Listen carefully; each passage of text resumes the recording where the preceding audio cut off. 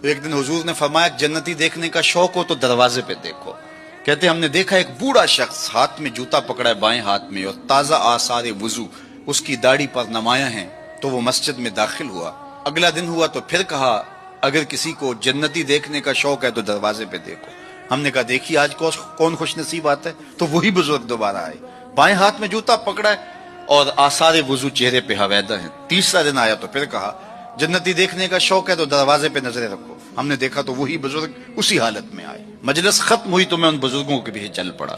حضرت عبداللہ بن عمر کہتے ہیں کہ میں جب پیچھے چلا تو انہوں نے کہا کیسے میرے پیچھے آ رہے ہو. میں نے کہا ابا جی سے کوئی شکر رنجی سی ہو گئی ہے, لڑائی سی ہو گئی ہے, تو میں 3 دن آپ کے پاس گزارنا چاہتا ہوں, تو مجھے آپ رکھ لیں گے. انہوں نے کہا کوئی بات نہیں, آ جاؤ. کہتے ہیں میری آرزو تھی کہ میں دیکھوں کہ یہ عمل کون سے کرتا ہے. حضور نے فرمایا جنتی دیکھنا ہے تو دروازے پہ دیکھو. 3 دن یہی آتا رہا. کہا اس نے کہا کوئی بات نہیں, آ جاؤ. میں ساتھ چلا گیا. رات جب سوئے تو میں نے چادر اوڑھ لی اور میں اس طاق میں تھا کہ دیکھوں کہ یہ عمل کون سے کرتا ہے. لیکن وہ ساری رات سویا رہا. اتنا تھا جب کروٹ بدلتا تھا تو رب کے نام لیتا تھا. اس کے علاوہ صبح اٹھے, میں بھی اٹھا, نماز فجر ادا ہوئی, ناشتہ کیا, کھیتوں میں چلے گئے, جو بھی معمولات تھے ظہر پڑی, مغرب عشاء, رات ہوئی تو پھر سو گئے. میں نے سوچا کل میری وجہ سے ہو سکتا ہے معمولات ترک کیے ہوں, لیکن معمولات کا عادی شخص روز معمولات ترک نہیں کر سکتا. تو دیکھتے ہیں کہ آج کیا ماجرا ہوتا ہے.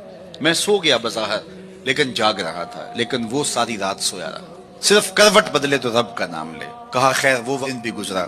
تیسرا دن گزرا تو جب 3 دن بیت گئے, صبح ناشتہ ہوا تو میں نے کہا کہ میری ابا جی سے کوئی لڑائی نہیں ہوئی تھی, کوئی میرا الجھاؤ نہیں ہوا تھا. میں نے حضور سے سنا کسی نے جنتی دیکھنا ہے تو دروازے پہ دیکھو. 3 دن آپ ہی بابا جی آتے رہے, لیکن مجھے تو کچھ دکھائی نہیں دیا. 3 راتیں اور 3 دن میں نے آپ کے ساتھ گزارے.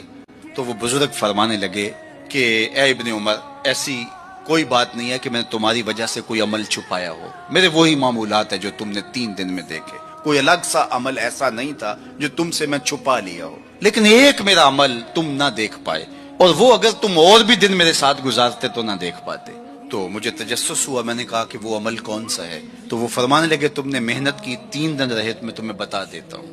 تو اس بزرگ نے ایسے سینے پہ ہاتھ رکھا, دل والی جگہ پہ, اور کہا اے ابن عمر, یہ جو سینے میں رکھا ہوا دل ہے نا, اس میں کسی مومن کا بغض نہیں ہے.